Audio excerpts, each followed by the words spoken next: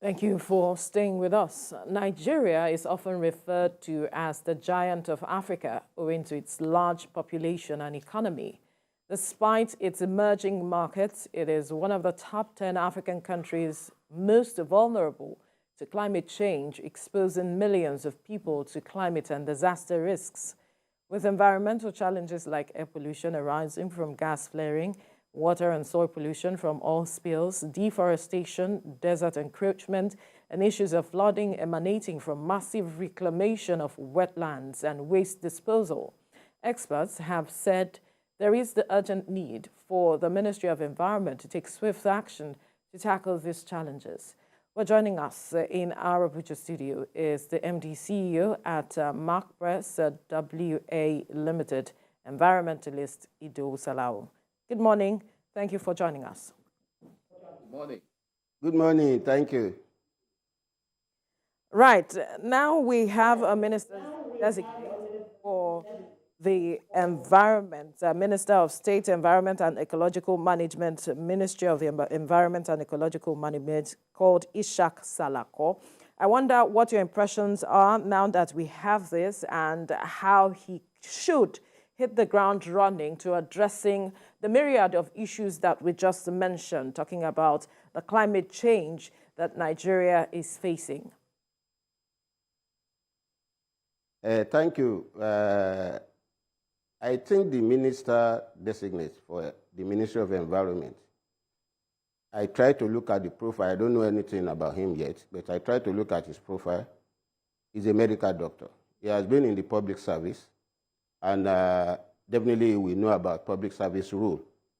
So that's a good start.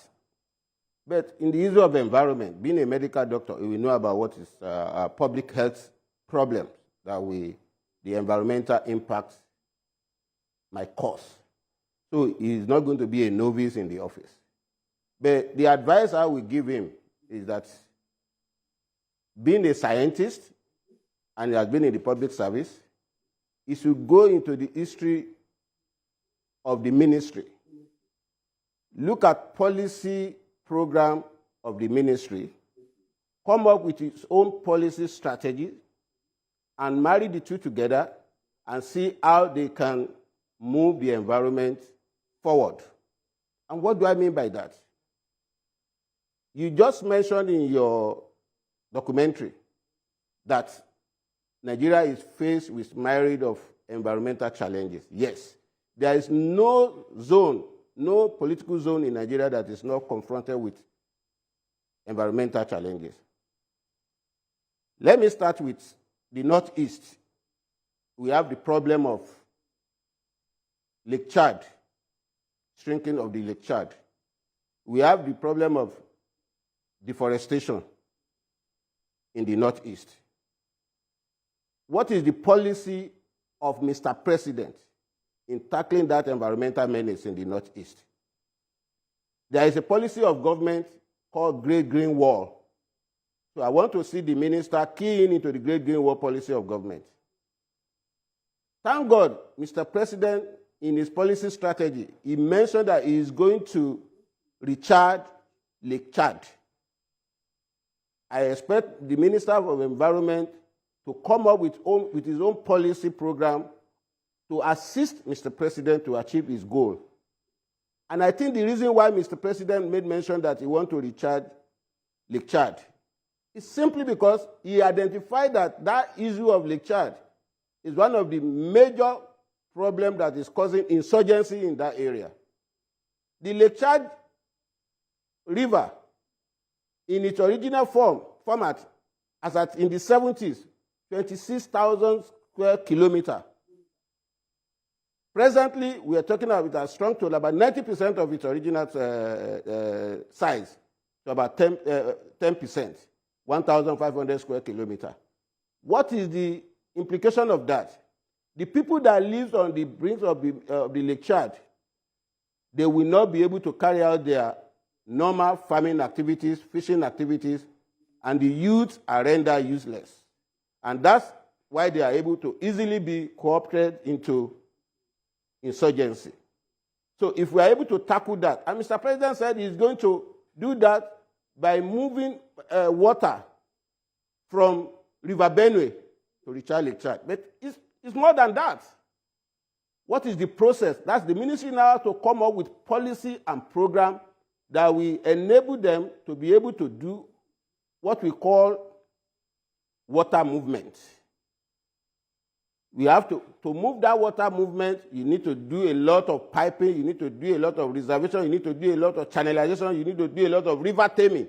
These are projects that will bring a lot of economic activities and capital because they are capital projects. That's for Northeast. Let's look at Northwest and North Central, where we're having serious problem of insurgency too, from related mining issue. What are the environmental problems that is being caused by illegal miners? We have illegal mining sites. So I'm expecting Ministry of Environment to come up with policy and program that will enable us to reclaim and reuse the illegal mining site for another purpose in terms of agriculture. And states like Zamfara, even Ekiti, thank God the new Minister for Solid Mineral Development is coming from Ekiti State. You should know that in Ekiti State, one of the major problems they have is illegal mining. Now, desertification is coming up from the north towards the south. So a lot of tree planting, we expect, even if we are going to plant the trees, it should be a kind of commercial tree. I give you an example in Kwara, Jastrofa tree that is used for bio oil. These are projects that are green nature, green economy nature, and that we could create employment from it. Now let's go to the west. Then we go to the east, and we go to south-south.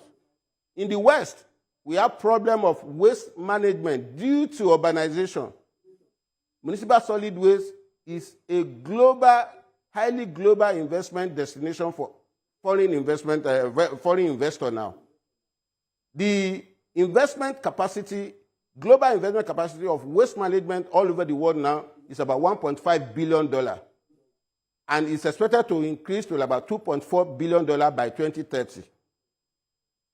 These are areas I'm expecting the minister to look into, green economy project. Housing, how can the environment and housing partner? We're having housing revolution, we're having housing development, and we're having challenges of energy to power these houses. Now, I want to see Minister of Housing and Minister of Environment partnering together to have a kind of synergy to attract this climate fund to Nigeria to fund housing, energy in the housing sector. And what do I mean by that? The green bond to be looked into. And if they look into a green bond, they will attract foreign investment, and that area in terms of solar alone can revolutionize the housing system, whereby a soft loan could be given to solar manufacturing company to come to Nigeria, and they will start producing energy for the housing system through the FHA. Let's look at FHA. Why will FHA be putting generator? Why will FHA be linking up with the national grid when we don't even have enough? So I'm looking at the Ecological Fund Office to partner. Thank God I can see the body language of Mr. President that maybe he's trying to marry the Ecological Project Office with Ministry of Environment, because practically, if you look at what is happening, 80% of projects being funded by Ecological Project Office is environmental related. So why will the Ecological Fund Office or Project Office will be domiciled under civil servants? So that for proper utilization, let us see where that Ecological Project Office could be translated into Green Bank. And that Green Bank will be a kind of environment, a kind of bank that will be targeted towards funding environmental problems. Because Mr. President has his wisdom before, and he has used it before in Lagos. He commercialized waste management in Lagos, first of its kind in Nigeria. The industry in Lagos now have attracted close to $50 million worth of investment. You remember the case of Visionscape, even though it was badly or poorly implemented. But the idea is that that instrument that Mr. President laid down 20 years ago in Lagos was what bring about the infrastructure to attract that the green bond of $50 million that Visionscape was able to bring to Lagos. The same thing in area of oil theft that we are talking about. We need the new minister to look into it very well. Now, we are not saying they should not arrest vessels that are carrying stolen crude oil, but the industry practice of not allowing the content of this in the ship to be spilled into a river and to cause another problem is what we are talking about. And that is where we want Mr. President and the Minister Designate for Environment to look into very well, because now all eyes is on oil theft. We will have more of oil pollution in the Niger Delta. The destruction of that vessel publicly, I frown into it, and I think it should stop. Both state actors and non-state actors that are arresting and taking care of oil theft should work under the industry practice. If you see any stolen vessel, any vessel carrying stolen crude oil, call the experts. We have NOSRA, we have NESRA. These are experts that will that will give you the industry practice how to take the ship away from that channel, take it to a dry dock, remove the oil, use it as evidence, and if the oil is already mixed with water, that's what we call oil-water separation, which is another industry itself that could thrive in the Niger Delta.